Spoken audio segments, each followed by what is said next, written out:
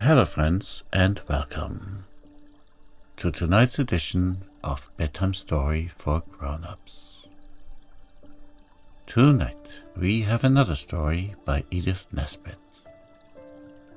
If you enjoy these readings, I would encourage you to subscribe and click that like button, so that the algorithm may be in our favor, and you will be notified when a new bedtime story is ready for you. And now, it is time to unwind. Find yourself a place where you can relax. Once you have settled in, take a deep breath. As you exhale, you can feel the tension of the day melting away. Your day has come to an end, and there is nothing left for you to do but listen to the story and fall asleep. And so, we begin. There was once an old castle. It was so old that its walls and towers and turrets and gateways and arches had crumbled to ruins. And of all its old splendor, there was only 2 little rooms left, and it was here that John the blacksmith had set up his forge. He was too poor to live in a proper house, and no one asked any rent for the rooms in the ruin, because all the lords of the castle were dead and gone, this many a year. So there John blew his bellows and hammered his iron, and did all the work which came his way. This was not much, because most of the trade went to the mayor of the town, who was also a blacksmith in quite a large way of business, and had his huge forge facing the square of the town, and had 12 apprentices, all hammering like a nest of woodpeckers, and 12 journeymen to order the apprentices about, and a patent forge, and a self-acting hammer, and electric bellows, and all things handsome about him. So, of course, the townspeople, whenever they wanted a horse shod, or a shaft mended, went to the mayor. John the blacksmith struggled on as best he could, with a few odd jobs from travelers and strangers who did not know what a superior forge the mayor's was. The 2 rooms were warm and weathertight, but not very large. So the blacksmith got into the way of keeping his old iron, his odds and ends, his faggots, and his 2 pence worth of coal in the great dungeon down under the castle. It was a very fine dungeon indeed, with a handsome vaulted roof, and big iron rings, whose staples were built into the wall. Very strong and convenient for tying captives to, and at one end was a broken flight of wide steps, leading down, no one knew where. Even the lords of the castle in the good old times had never known where those steps led to. But every now and then they would kick a prisoner down the steps in their light-hearted, hopeful way, and sure enough, the prisoners never came back. The blacksmith had never dared to go beyond the 7th step, and no more have I, so I know no more than he did what was at the bottom of those stairs. John the blacksmith had a wife and a little baby. When his wife was not doing the housework, she used to nurse the baby and cry, remembering the happy days when she lived with her father, who kept 17 cows, and lived quite in the country, and when John used to come courting her in the summer evenings, as smart, with a posy in his buttonhole. And now John's hair was getting grey, and there was hardly ever enough to eat. As for the baby, it cried a good deal at odd times, but at night, when its mother had settled down to sleep, it would always begin to cry, quite as a matter of course, so that she hardly got any rest at all. This made her very tired. The baby could make up for its bad nights during the day if it liked, but the poor mother couldn't. So, whenever she had nothing to do, she used to sit and cry, because she was tired out with work and worry. One evening the blacksmith was busy with his forge. He was making a goat shoe for the goat of a very rich lady, who wished to see how the goat liked being shod, and also whether the shoe would come to 5 pence or 7 pence before she ordered the whole set. She was the only order John had had that week, and as he worked, his wife sat and nursed the baby, who, for a wonder, was not crying. Presently, over the noise of the bellows and over the clank of the iron, there came another sound. The blacksmith and his wife looked at each other. "I heard nothing," said he. "Neither did I," said she. But the noise grew louder, and the two were so anxious not to hear it that he hammered away at the goat shoe harder than he had ever hammered in his life. And she began to sing to the baby, a thing she had not had the heart to do for weeks. But through the blowing and hammering and singing, the noise came louder and louder, and the more they tried not to hear it, the more they had to.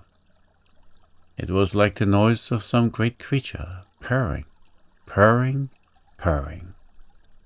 And the reason why they did not want to believe that they really heard it was that it came from the great dungeon down below, where the old iron was, and the firewood, and the 2 pence worth of coal, and the broken steps that went down into the dark and ended no one knew where. "It can't be anything in the dungeon," said the blacksmith, wiping his face. "Why, I shall have to go down there after more coals in a minute. There isn't anything there, of course. How could there be?" said his wife. And they tried so hard to believe that there could be nothing there, that presently they very nearly did believe it. Then the blacksmith took his shovel in one hand and his riveting hammer in the other, and hung the old staple lantern on his little finger, and went down to get the coals.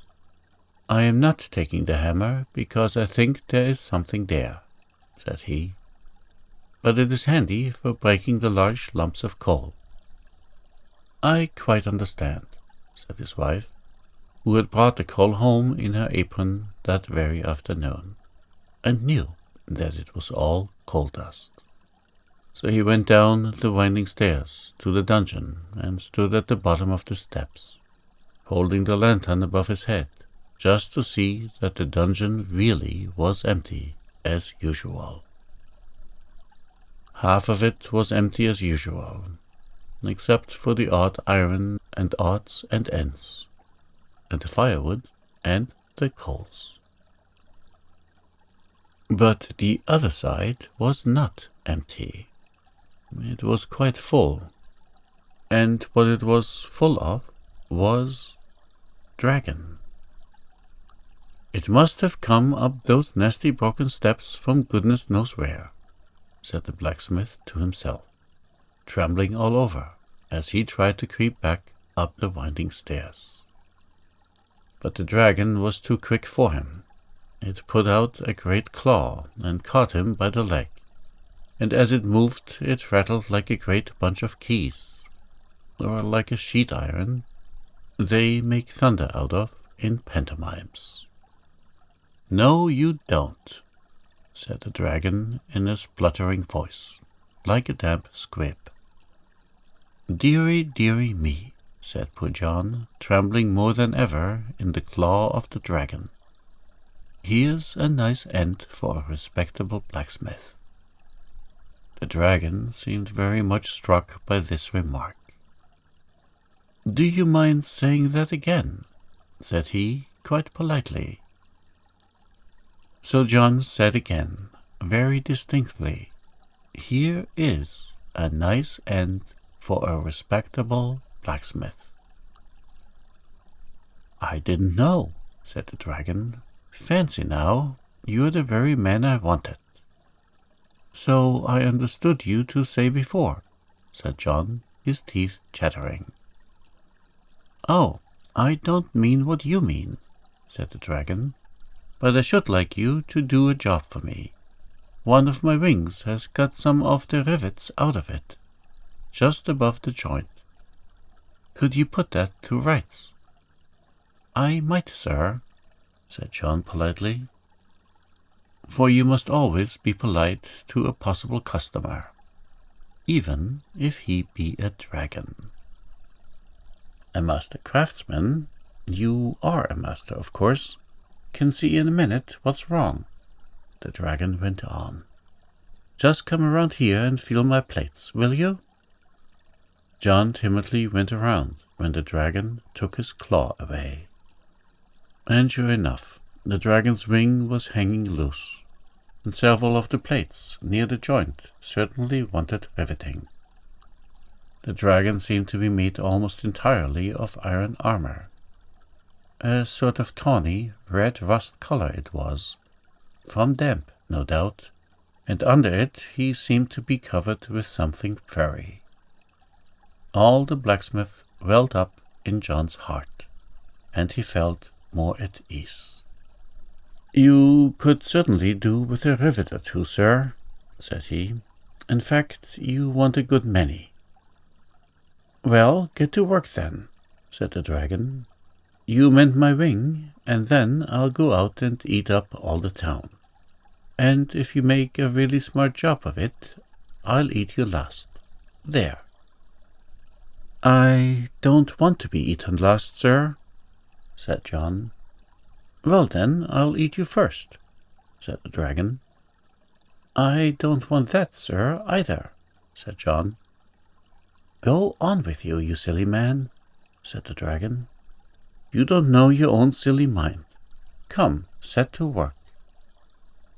"I don't like the job, sir," said John. "And that's the truth. I know how easily accidents happen. It's all fair and smooth, and please rivet me and I'll eat you last. And then you get to work, and you give a gentleman a bit of a nip, or a dig under his rivets, and then it's fire and smoke, and no apologies will meet the case." "Upon my word of honor as a dragon," said the other. "I know you wouldn't do it on purpose, sir," said John, "but any gentleman will give a jump and a sniff if he's nipped, and one of your sniffs would be enough for me. Now, if you'd just let me fasten you up." "It would be so undignified," objected the dragon. "We always fasten a horse up," said John, "and he's the noble animal." "It's all very well," said the dragon, "but how do I know you'd untie me again when you'd riveted me? Give me something in pledge. What do you value most?" "My hammer," said John. "A blacksmith is nothing without a hammer." "But you'd want that for riveting me. You must think of something else, and at once, or I'll eat you first." At this moment the baby in the room above began to scream. Its mother had been so quiet that it thought she had settled down for the night, and that it was time to begin. "Whatever's that?" said the dragon, starting so that every plate on his body rattled. "It's only the baby," said John. "What's that?" asked the dragon. "Something you value?" "Well, yes, sir, rather," said the blacksmith. "Then bring it here," said the dragon, "and I'll take care of it till you've done riveting me, and you shall tie me up." "All right, sir," said John, "but I ought to warn you, babies are poison to dragons, so I don't deceive you.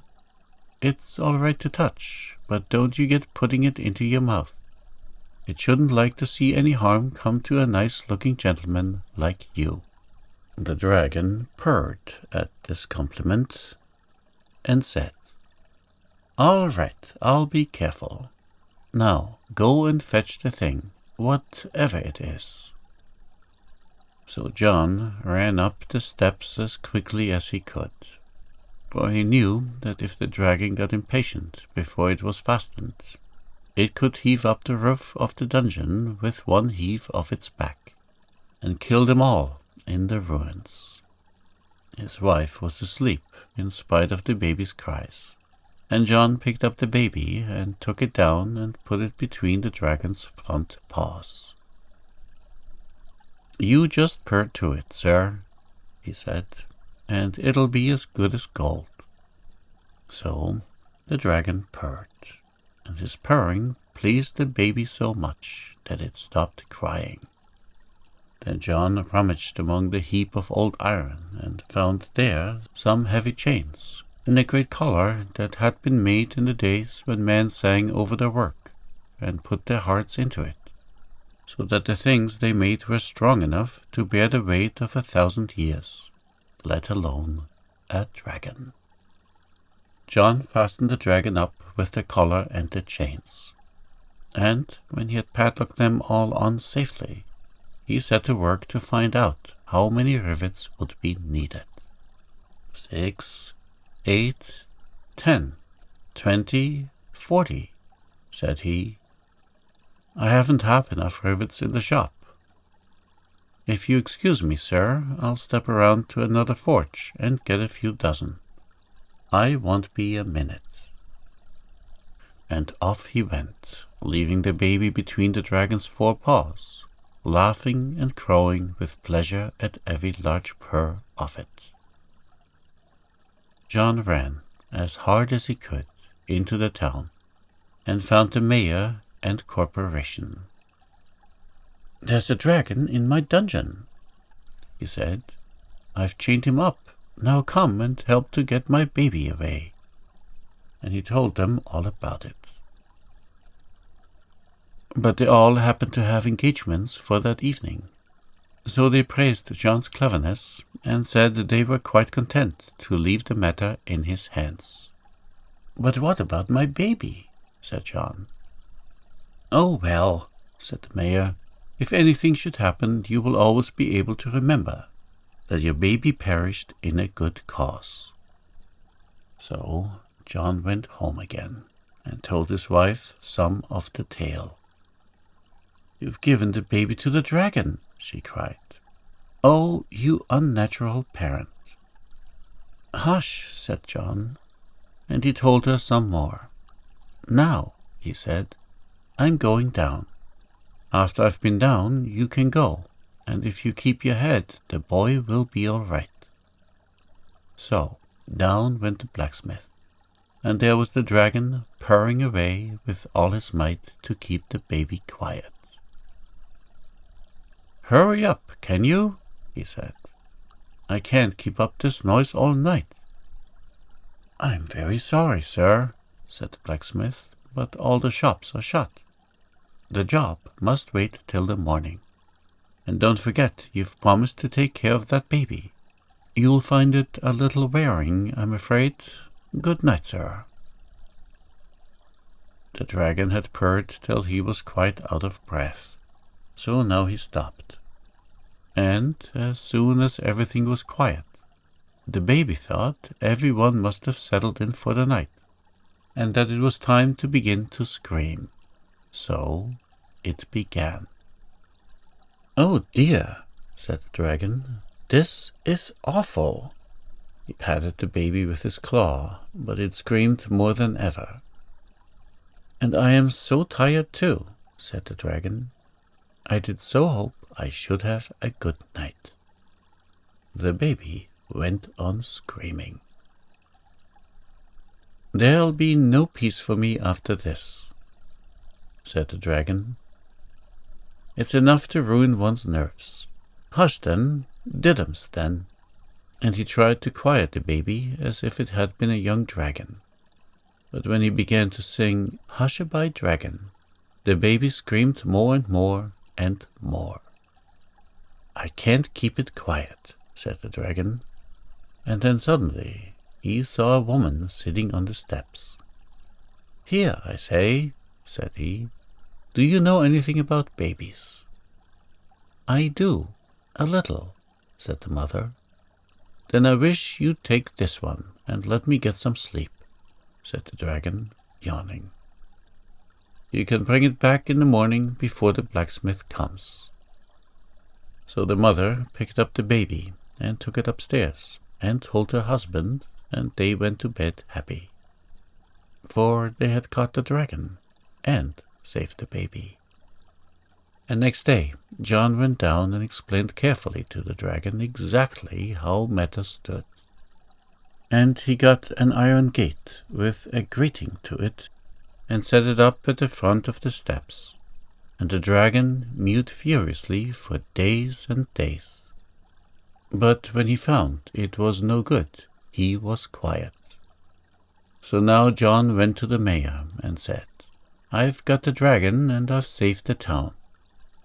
"Noble preserver," cried the mayor, "we will get up a subscription for you and crown you in public with a laurel wreath."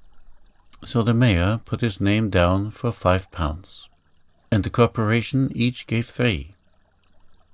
And other people gave their guineas and half-guineas and half-crowns and crowns.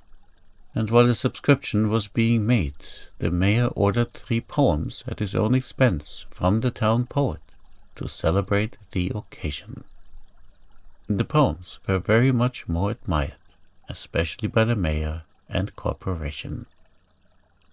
The first poem dealt with the noble conduct of the mayor in arranging to have the dragon tied up.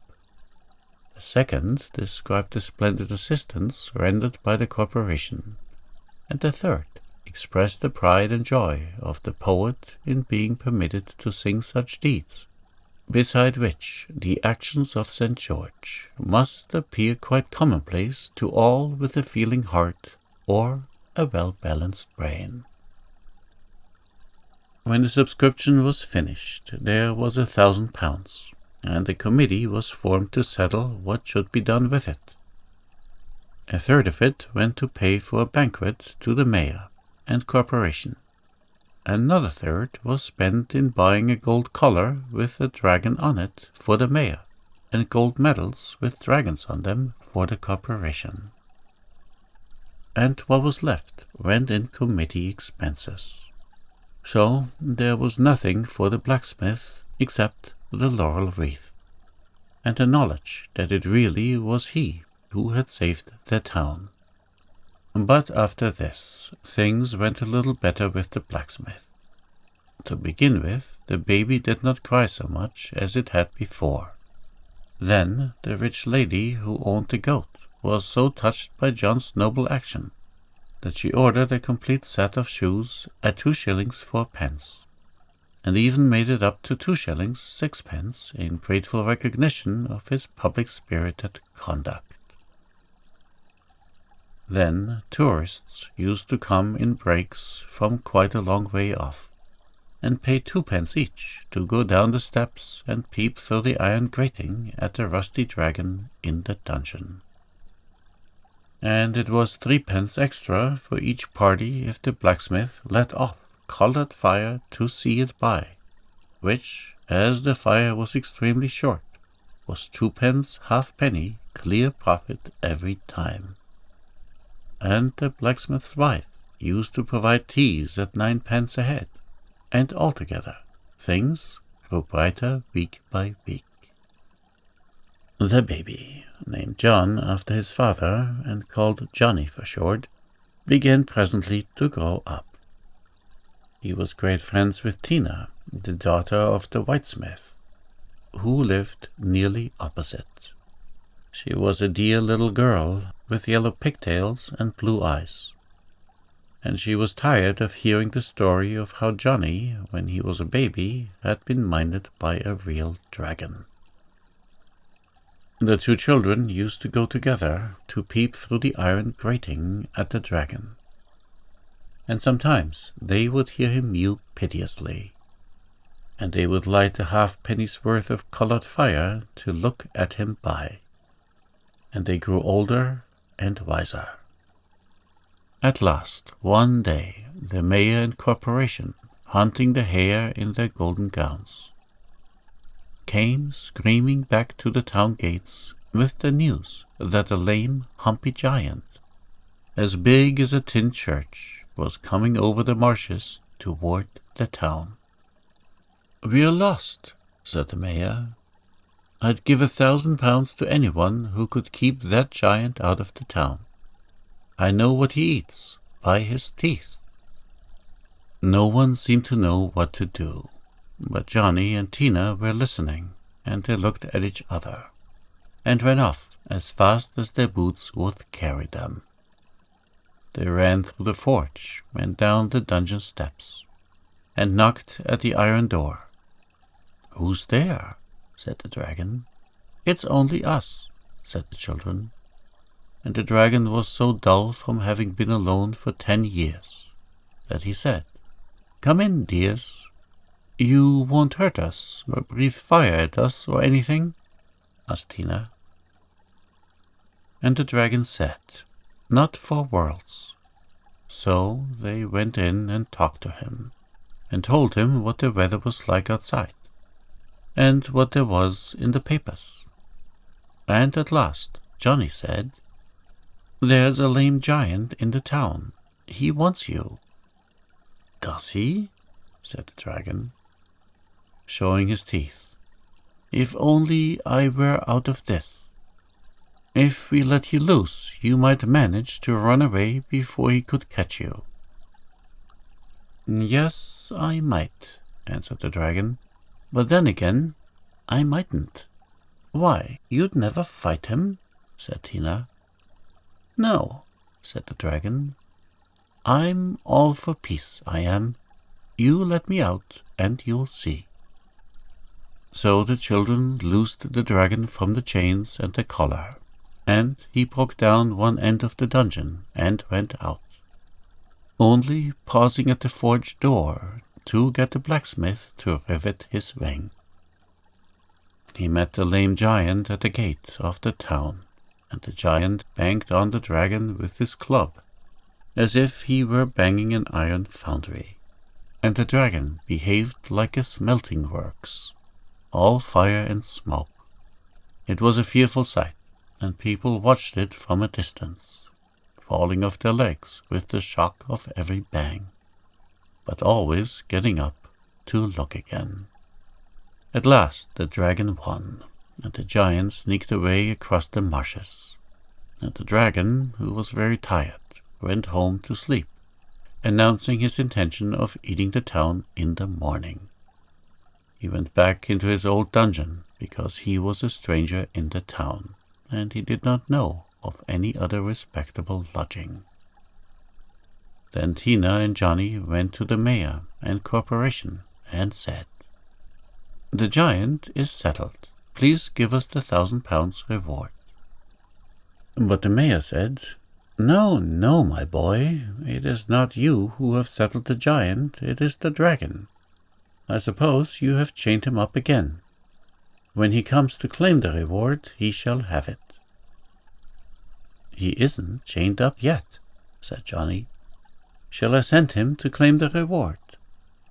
But the mayor said he need not trouble. And now he offered £1,000 to anyone who would get the dragon chained up again.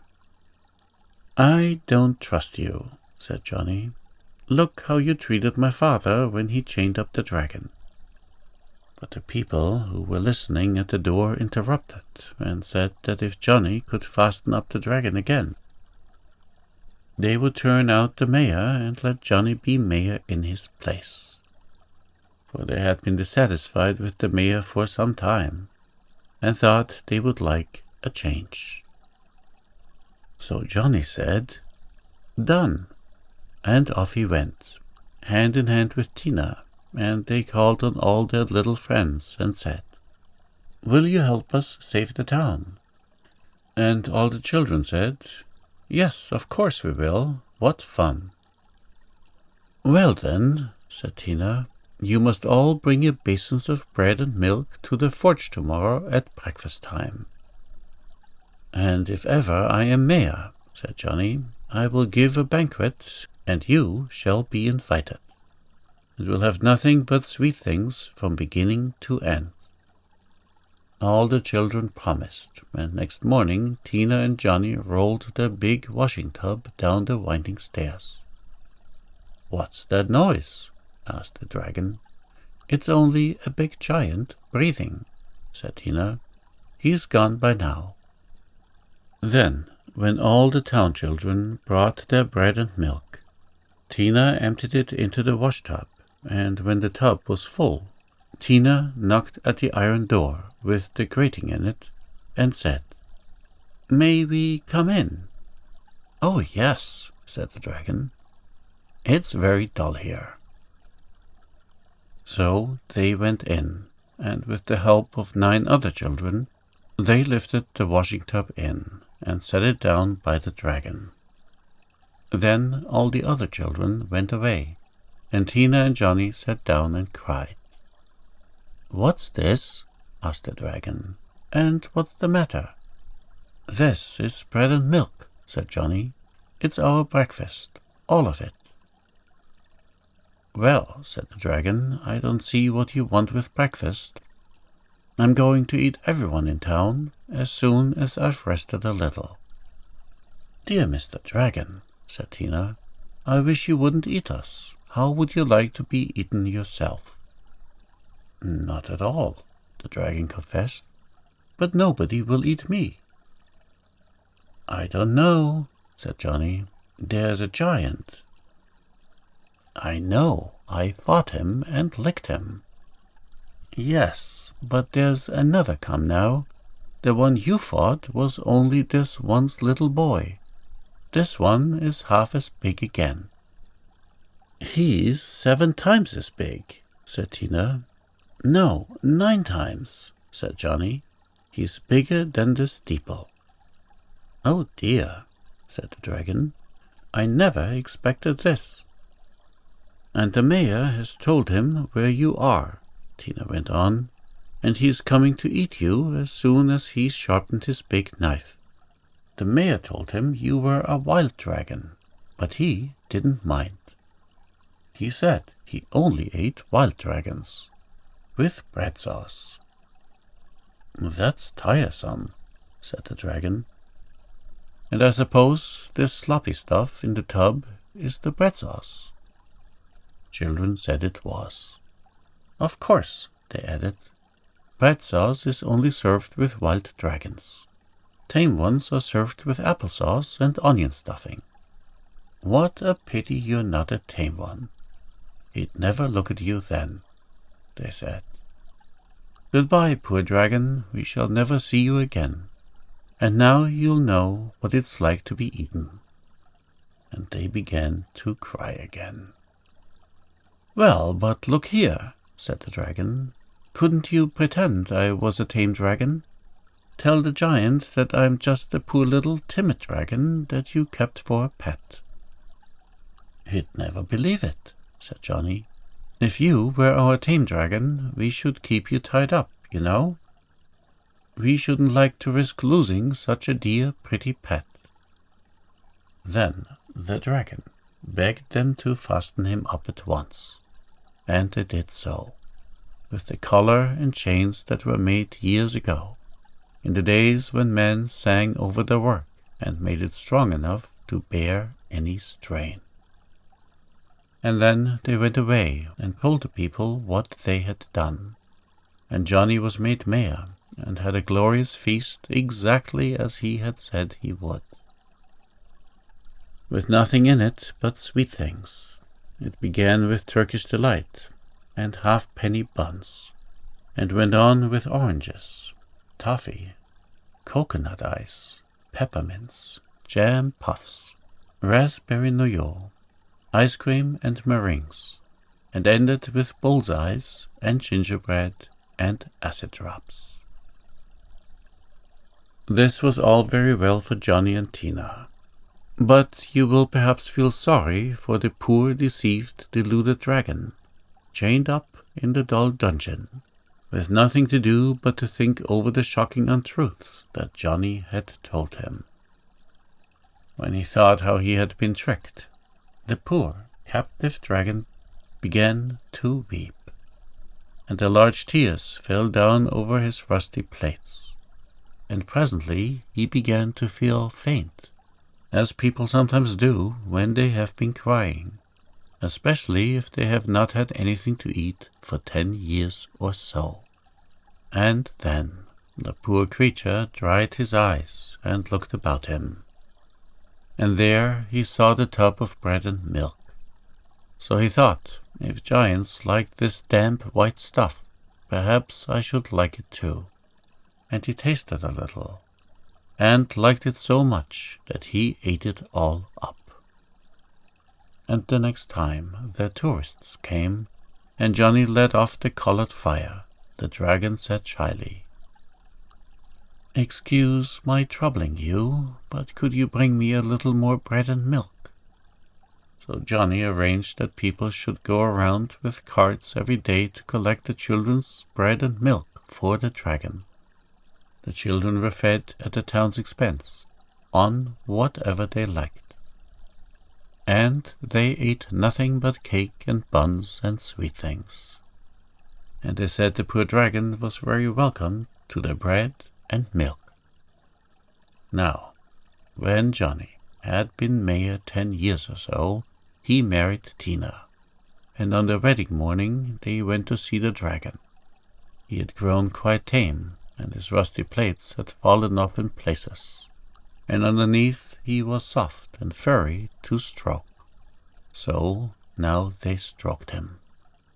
And he said, "I don't know how I could ever have liked eating anything but bread and milk. I am a tame dragon now, aren't I?" And when they said that yes, he was, the dragon said, "I am so tame, won't you undo me?" And some people would have been afraid to trust him, but Johnny and Tina were so happy on their wedding day that they could not believe any harm of anyone in the world. So they loosened the chains, and the dragon said, "Excuse me a moment. There are 1 or 2 little things I should like to fetch." And he moved off to those mysterious steps, and went down to them out of sight into the darkness. And as he moved, more and more of his rusty plates fell off. In a few minutes they heard him clanking up the steps. He brought something in his mouth. It was a bag of gold. "It's no good to me," he said. "Perhaps you might find it useful." So they thanked him very kindly. "More where that came from," said he, and fetched more and more and more, till they told him to stop. So now they were rich, and so were their fathers and mothers. Indeed, everyone was rich, and there were no more poor people in the town, and they all got rich without working, which is very wrong. But the dragon had never been to school as you have, so he knew no better. And as the dragon came out of the dungeon, following Johnny and Tina into the bright golden blue of their wedding day, he blinked his eyes as a cat does in the sunshine, and he shook himself, and the last of his plates dropped off, and his wings with them, and he was just like a very, very extra-sized cat. And from that day he grew furrier and furrier, and he was the beginning of all cats. Nothing of the dragon remained except the claws, which all cats still have. as you can easily ascertain. And I hope you see now how important it is to feed your cat with bread and milk. If you were to let it have nothing to eat but mice and birds, it might grow larger and fiercer, and scalier and tailier, and get wings and turn into the beginning of dragons. And then there would be all the bother over again.